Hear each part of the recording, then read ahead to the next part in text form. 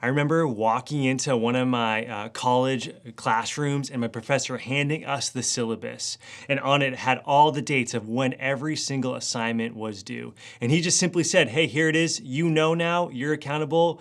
Man, make sure you turn these things in. Hey, my name's Scott. I'm one of the pastors here at North Coast Church. Welcome to today's Daily Dose.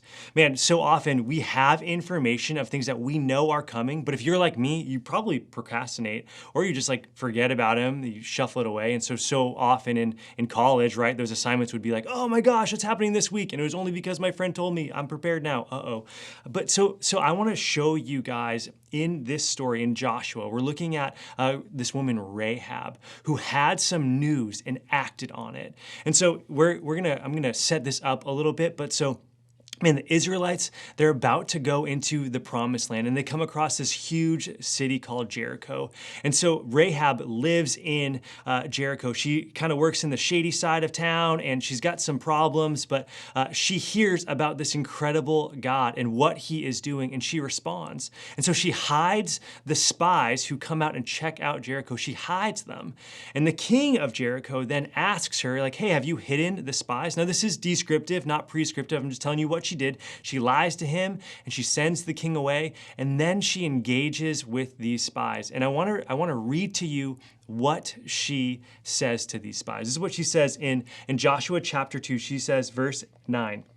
I know that the Lord has given you the land, that the fear of you has fallen upon us, and that all the inhabitants of the land melt away before you. For we have heard how the Lord dried up the water of the Red Sea before you when you came out of Egypt, and what you did to the two kings and the Amorites who were beyond the Jordan, and how you devoted them to destruction. And as soon as we heard it, our hearts melted, and there was no spirit left in any man because of you. For the Lord your God, he is in the heavens above and on the earth beneath. See, Rahab knew this, and it sounds like the king knew this, and the other men and community like that lived in Jericho knew all about this incredible God.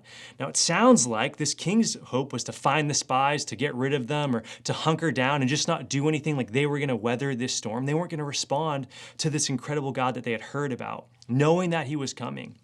But Rahab does. She responds. She takes God at his character and says, I don't know much about you, but I'm gonna trust that. I'm gonna align myself with you because that is better than anything else I can give myself to. Now here's where I want just to invite you to look at your life.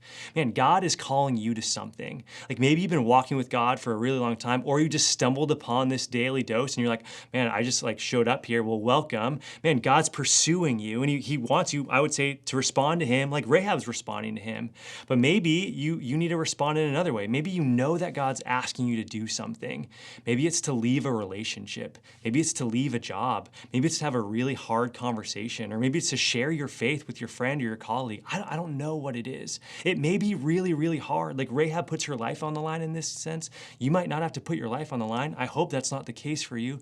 But what I would hope is that you would take God at his character and that you would trust him like Rahab does. She says, I'm going all in. Like you're the sure thing, God. You're the assignment I see is coming, and I want to be prepared. I want to know you. I want to walk with you. And so that's my challenge for you, for myself today, and for all of us, is that we would just say, God, what are you calling me to? Let me do that thing. See you guys next time, Daily Dosers.